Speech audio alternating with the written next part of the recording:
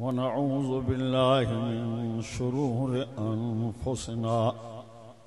ومن سيئات أعمالنا من يهده الله فلا مضل له ومن يضلله فلا هادي له ونشهد أن لا إله إلا الله وحده لا شريك له ونشهد أن سيدنا ومرشدنا ومولانا محمدا عبده ورسوله أما بعد فأعوذ بالله من الشيطان الرجيم بسم الله الرحمن الرحيم لقد من الله على المؤمنين إذ بعث فيهم رسولا من أنفسهم يتلو عليهم آياته ويزكيهم ويعلمهم الكتاب والحكمة وإن كانوا من قبل لفي ضلال مبين صدق الله العلي العظيم وقال الله تبارك وتعالى في شان حبيبه صلى الله عليه وسلم إن الله وملائكته يصلون على النبي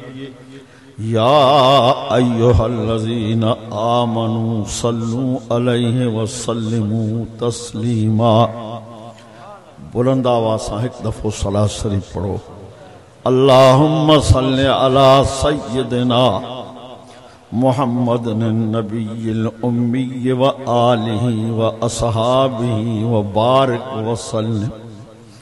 عدد خلقك ورضا نفسك وزنة عرشك ومداد كلماتك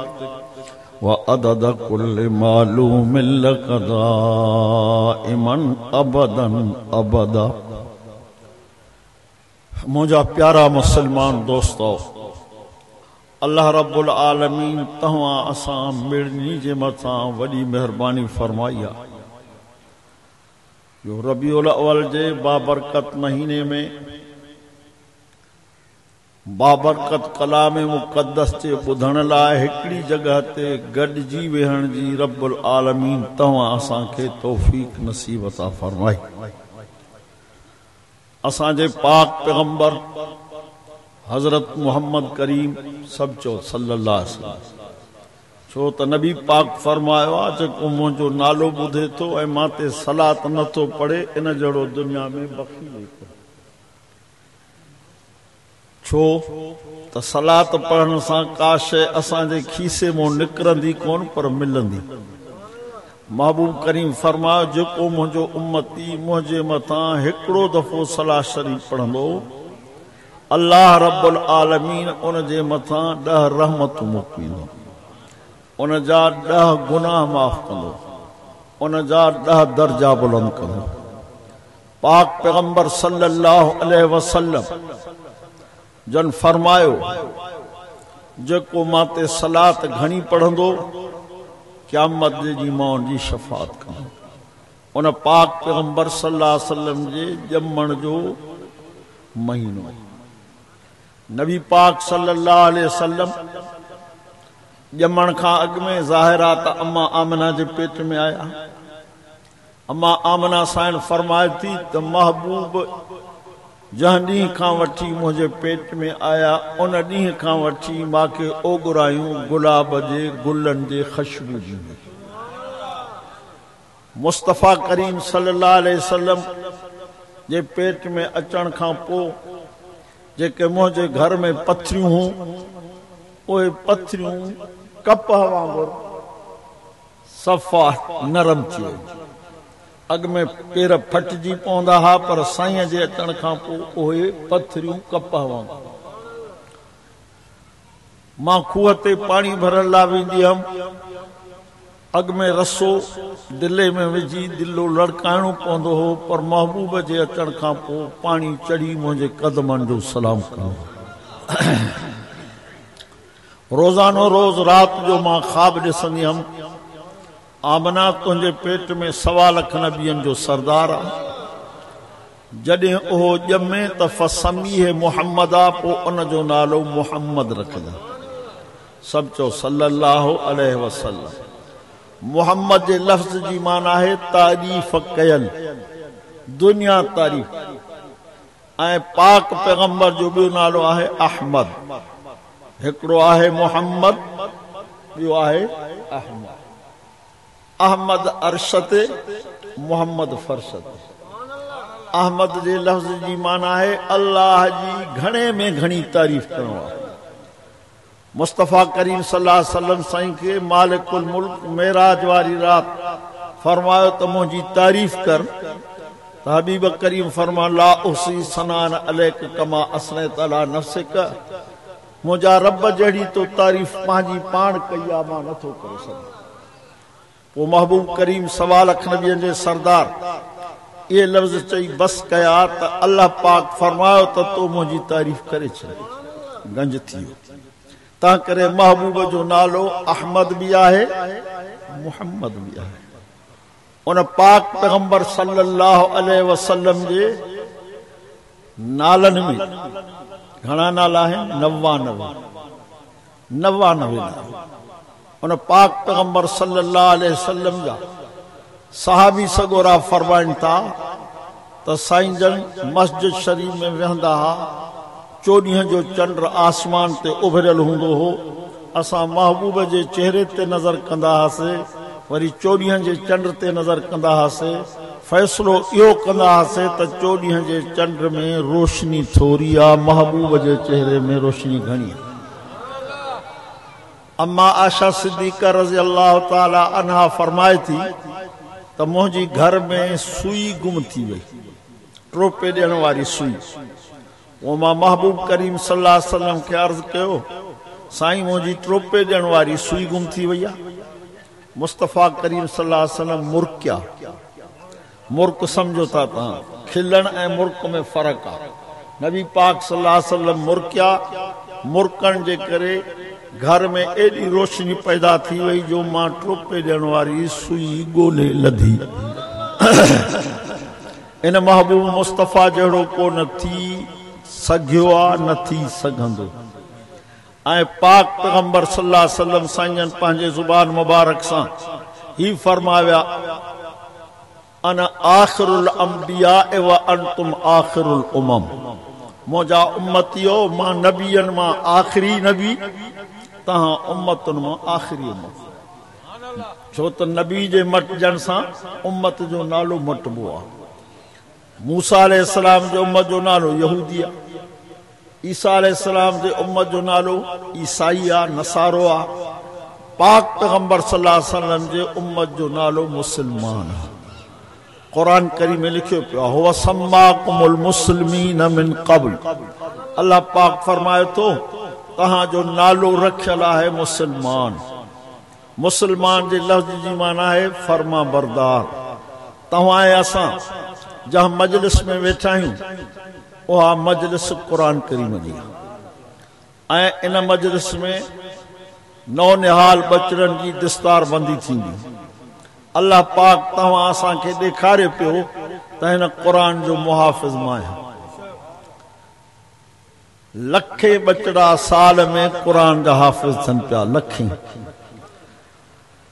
महबूब करीम मस्जिद शरीफ में आया, साईं जा हिकिड़ा शागिर्द ज़िक्र पिया कनि,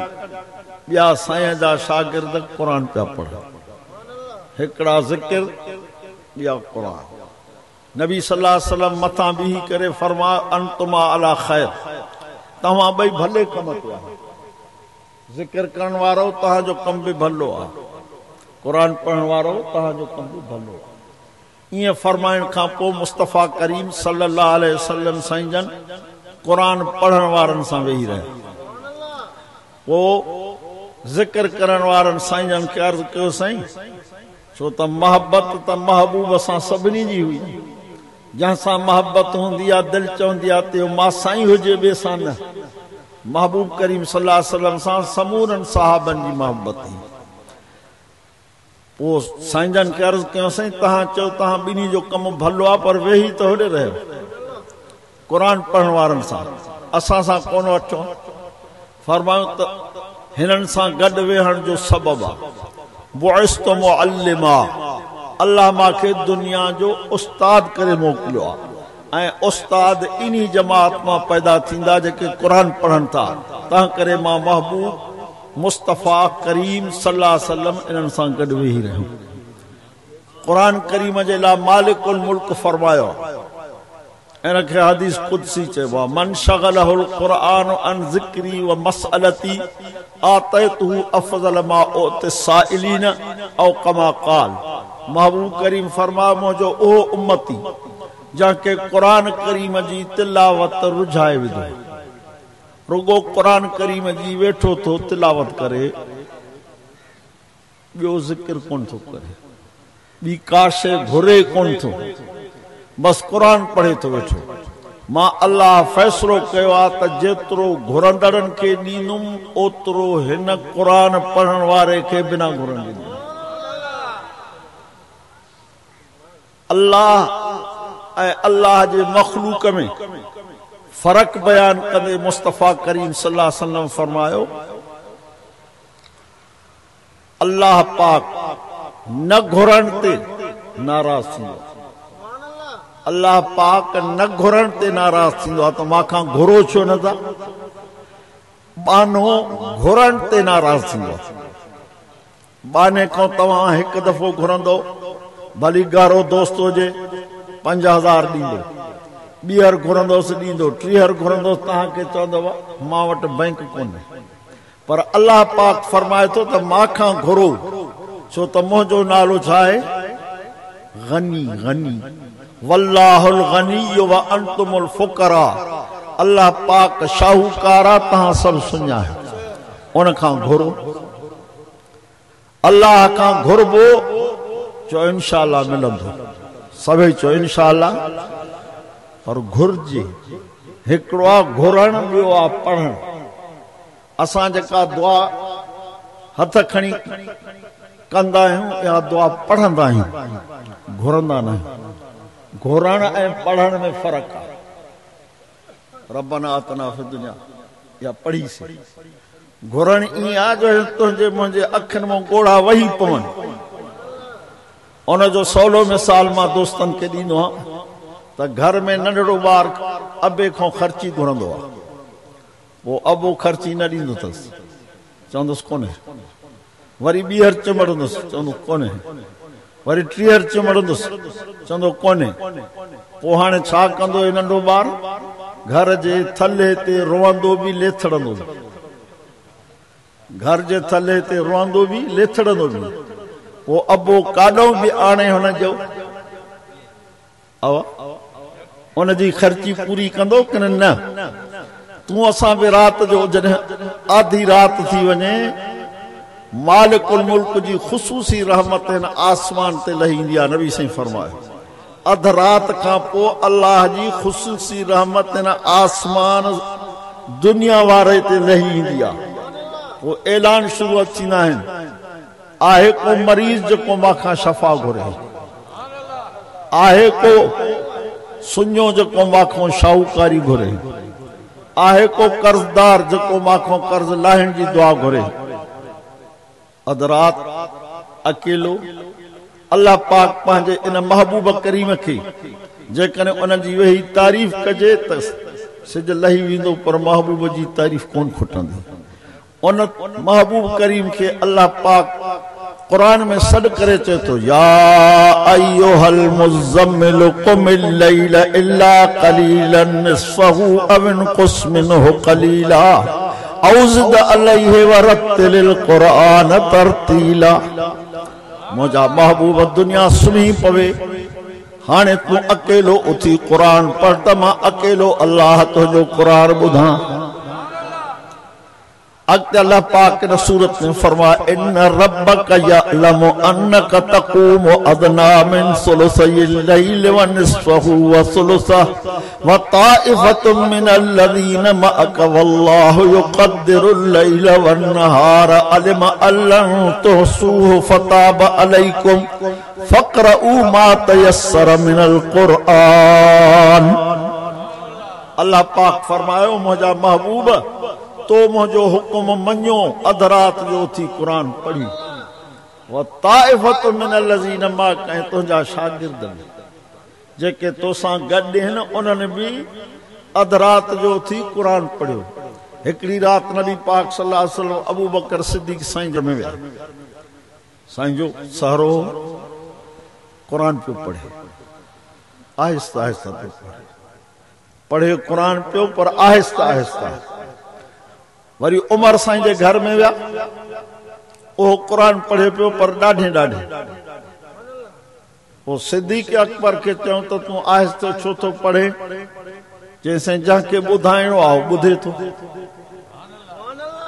وہ مصطفیٰ کریم فرما تھوڑو ڈاڑھے پڑھے وری عمر فاروق کے فرما سب چو رضی اللہ تعالیٰ عنہ تو ڈاڑھے چھو تو پڑھے جیسے مجھا با مقصد ہے ٹرے بلکہ ٹرے مقصد ہے ایکڑو مقصد یہ آت ننڈر پھٹی ونے ڈاڑھے پڑھنو تو ننڈر پھٹن دی نا جو مقصد یہ آت مجھا گھر بھاتی جسن تا ابو بیٹھو تو قرآن پڑھے اوہ بھی ریست قرآن پڑھن ٹریوں مقصد آتا شیطان بھجی مانا قرآن پڑھن سان شیطان بھجی بھی دو اساں قرآن پڑھن گھرن میں بس کرے سجو تاں کرے جن بھی بیٹھا ہیں کارو علم بھی اچھی تو پہنچے صحیح تعویذ بھی اثر تھا کن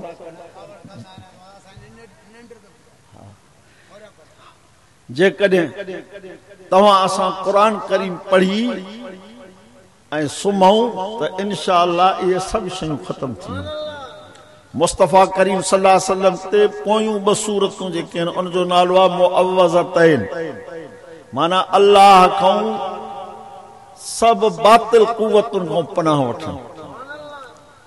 नबी पाक जॾहिं सुम्हंदा हुआ त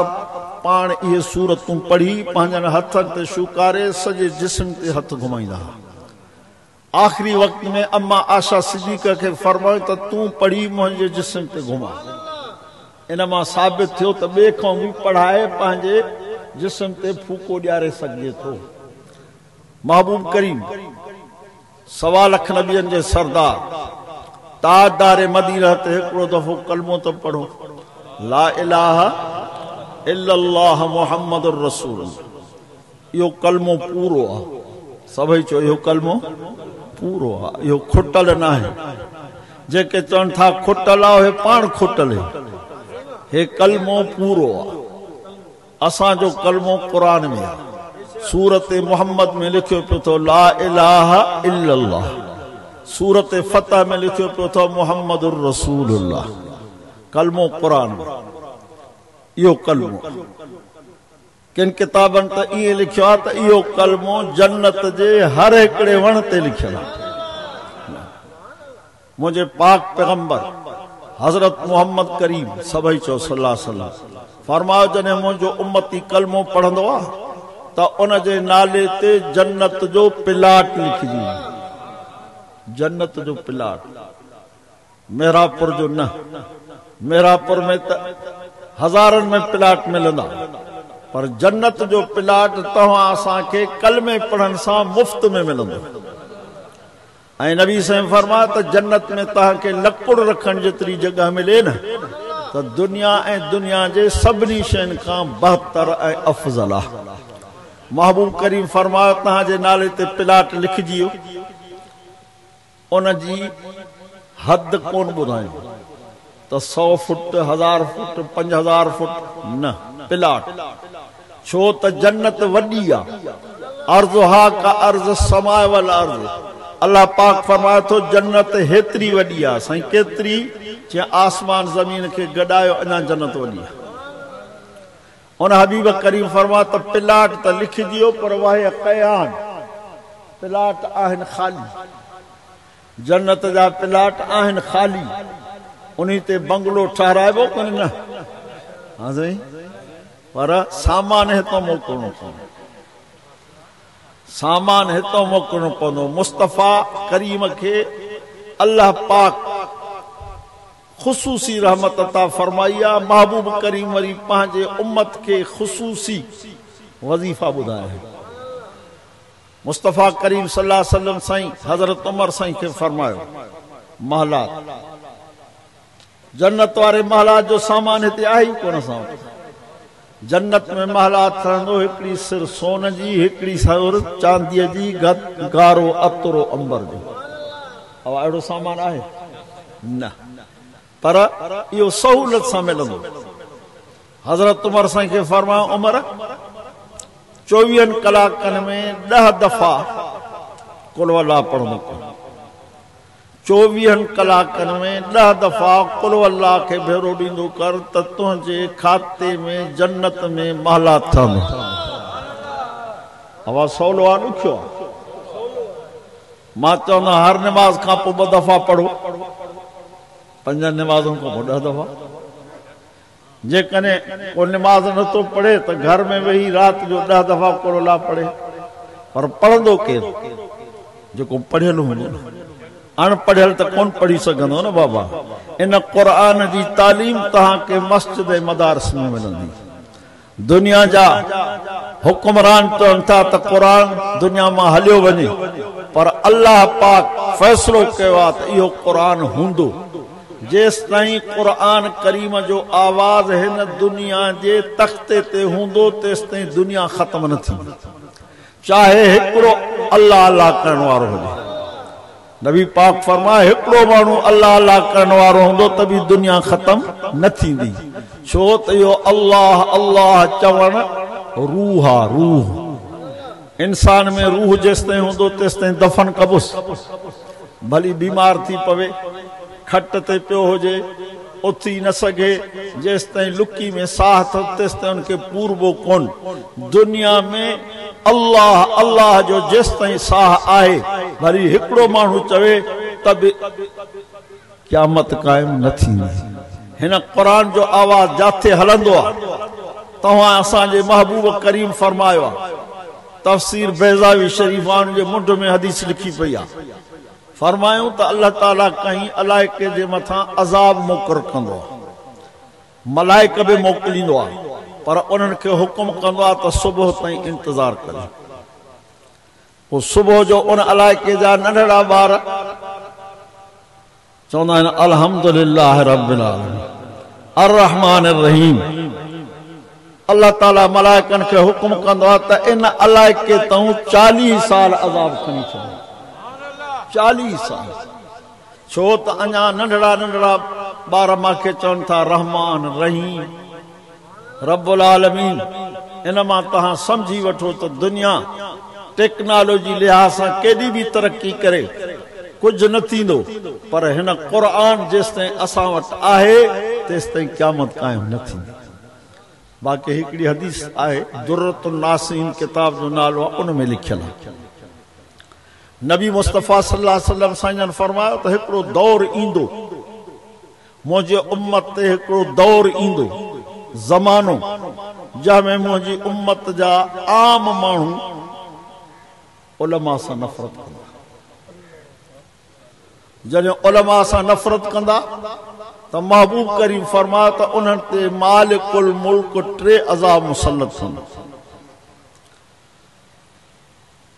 हिकिड़ो अज़ाब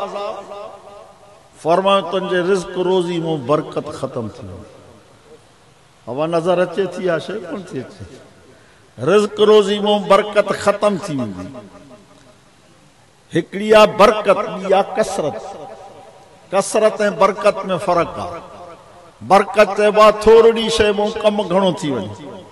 कसरत चइबो आहे शइ घणी हुजे पर कमु थोरो थिए। हाणे फुटियूं घणे थी वञनि, ज़रे घटि 6000, पर इन्हनि फुटी काहींदड़नि खां जेकॾहिं पाण पुछंदासीं रवा ॾियो हाल हवाल, चवंदा पूरो ते कोन्हे, कलर जा पैसा ई कोन था। इहो इन करे आहे जो तव्हां असां इन क़ुरान वारनि सां दुश्मनी रखी आहे।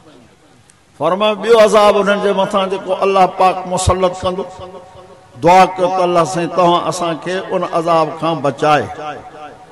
ॿियो अज़ाब अल्लाह साईं उन्हनि ते मुसल्लत कंदो जंहिंजो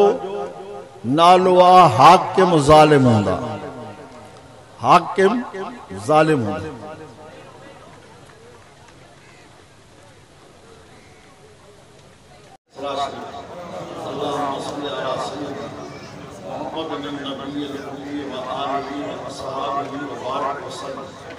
عدد خلقك ورضا نفسك وزنة عرشك ومداد كلماتك وعدد كل معلوم لك دائما ابدا ابدا۔ مجھے پاک پیغمبر صلی اللہ علیہ وسلم فرماتے جو عذاب سے جب پوچھو وہ حاکم ظالم وہ قرآن کو جو ظالم ہے جو عذاب پیغمبر پاک صلی اللہ علیہ وسلم ذکر فرمایا وہ تمام بدلو دعا کر اللہ تعالیٰ تمام آسان کے کے عذاب کو بچائے۔ میرے توجہ جو عذاب مصطفیٰ کریم صلی اللہ علیہ وسلم فرماتے یہ چیزوں جو جب مرندہ تو انہوں سے زبان کے مقام الجاری نکلی آغاز سمجھ میں آئی علماء صاحب خارج کے قریب معلوم فرمایا ان دور امام پہ عذاب تھی ایک رزق روز امام برکت ختم تھی جو حاکم ظالم ہوئے جو جب کہ امام خارج کے قریب مرد کرنے وسیع عظم کرو انشاءاللہ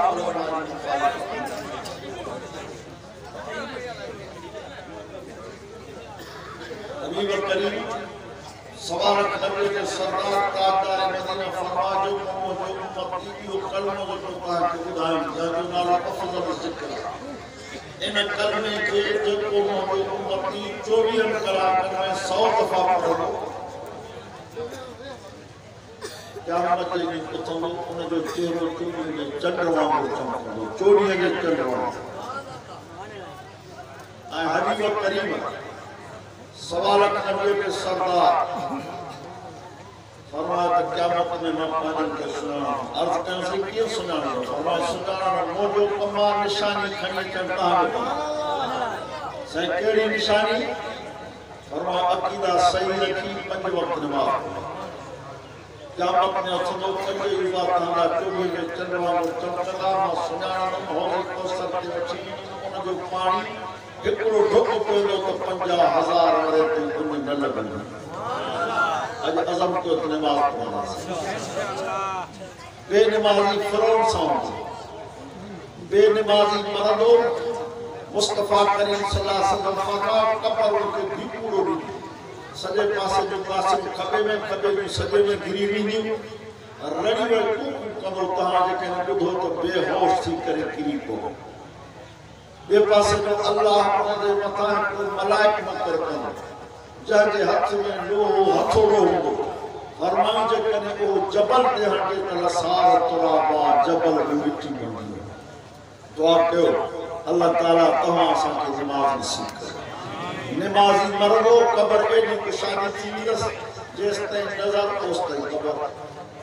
وسیقی آخر آخری نماز میں جا کے نقصان بجے کو ہاتھ میں تھے نماز پڑھنے جا کے نقصان تھے نماز پڑھنے میں کوئی نقصان کونے نماز میں پڑھن سا اللہ بھی راضی اللہ جو رسول جو تمہاں سا کی سنانے نماز پڑھن سا رزق روزی میں برکت حبیب کریم فرماتا بے نمازی کے 15,000 تھی تو یہ سبق بیان نہ پڑھنا اسانا مہمان خاص اللہ مانا سر صاحب سیاں ہیں بس 3 بدھان بس جیکے 3 عذاب بے نمازی کے تھینا فرمان جب مرمو دنیا جو پانی پیاری سے دھروٹ پہنچنیس دنیا کی مانی کاراؤس دھروٹ پہنچنیس قبر میں پہنچن دو قبر بھی پورو گینیس قبر میں پہنچو دو اللہ نے مطا عذاب کرنے لگا ملائک کو کرنے اور جب نماز پڑھے تو صبح کی نماز جماعت سا صبح کی نماز جماعت سا سجی رات ستر کو ہوئے اللہ ملائکہ کے جو تو لکھو اس سے سجی رات عبادت کی رات جو تبارک اللہ نے پڑھی چلو مرن کا پویا سورت قرآن شکر وٹھی قبر میں اللہ جاگے تہاں سا جی سفر صبح کی نماز پڑھی یاسین شریف کے ہکڑو بھیرو لو تاکہ نامہ اعمال میں قرآن جا 10 ختمہ لکھی 10 ختمہ مانا 10 ڈیہن میں 100 ختمہ مہینے میں 300 ختمہ لیکن ایترو قرآن پڑھنا سے انشاءاللہ دل اچھی تھی مصطفیٰ کریم فرما راگ دے لگن سا دل کاری تھی پچھو ہاں اچھی سا تھی فرما بکشن سا کسرت تلاوت القرآن و ذکر